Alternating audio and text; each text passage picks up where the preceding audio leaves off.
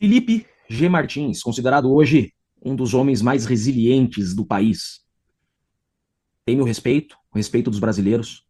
Para a gente finalizar, você se sentiu pressionado naqueles 6 meses injustamente preso a ser um colaborador, a ser um delator como Mauro Cid delatou falsamente inocentes?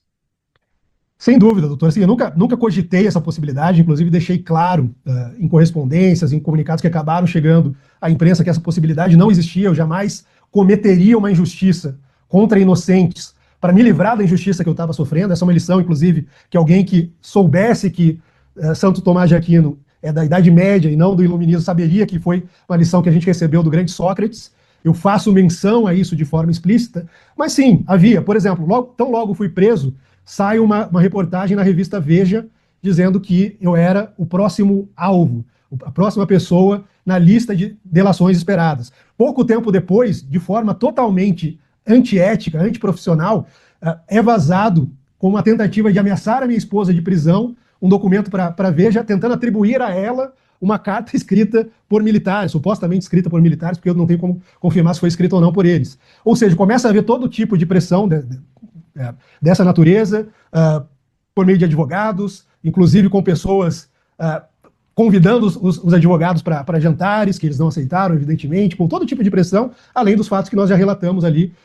Foram quase 90 dias sem visita da minha esposa, sem qualquer visita de natureza, de qualquer outra natureza, enquanto eu estava preso, períodos de isolamento, períodos, inclusive, de pressão para que eu concedesse o consentimento para. E por que você não delatou? Porque não havia o que delatar. Não havia o que delatar. Primeiro, não havia o que delatar porque eu não tomei contato com esses fatos. Eu não conhecia, para mim, são totalmente estranhos ao meu conhecimento, reuniões, discussões.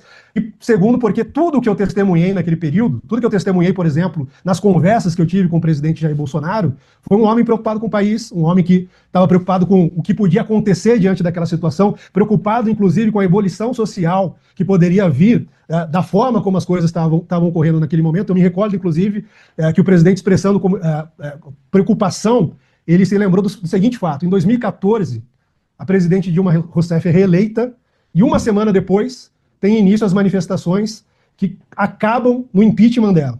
Uma semana depois, o sul, o sudeste do país, depois o nordeste, todo o país começam a fazer movimentos pelo impeachment da Dilma Rousseff. Evidentemente, aquilo já vinha de uma grande instabilidade trazida pelo governo, problemas econômicos, mas aquilo, evidentemente, trouxe instabilidade para o país. Então, o presidente estava preocupado com coisas dessa natureza. Se naquele momento, com a reeleição da Dilma Rousseff, em uma semana, os grupos se organizaram para fazer o impeachment, agora talvez possa haver coisa muito pior, porque as pessoas na rua, e não era esse talvez o sentimento do presidente Bolsonaro, mas as pessoas na rua expressavam um sentimento de injustiça, um sentimento de que havia algo errado. Então, era essa a preocupação do presidente Bolsonaro, foi isso que eu testemunhei, em muitas ocasiões, inclusive, estive com o presidente Bolsonaro, a pedido de um dos filhos dele, o vereador Carlos Bolsonaro, que estava nos Estados Unidos, onde a esposa dele trabalhava, onde ele estava ali acompanhando o nascimento da filha dele, e ele me pedia, poxa, vai ver como está meu pai não está bem, está com problemas de saúde. Quando eu ia conversar com o presidente, tudo que eu via era um homem preocupado com o Brasil. Então,